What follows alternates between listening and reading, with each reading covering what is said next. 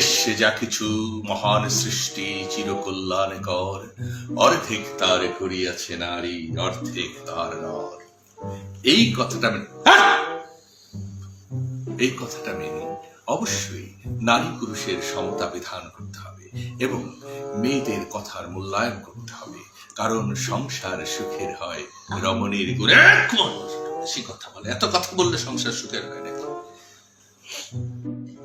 স্বামীর সাথে সুন্দর ব্যবহার করতে হয়, স্বামীর কথা শুনতে হয়। ঠিক বলেছে, ঠিক। তারপর স্বামীকে কথা বলবার সুযোগ দিতে হয়।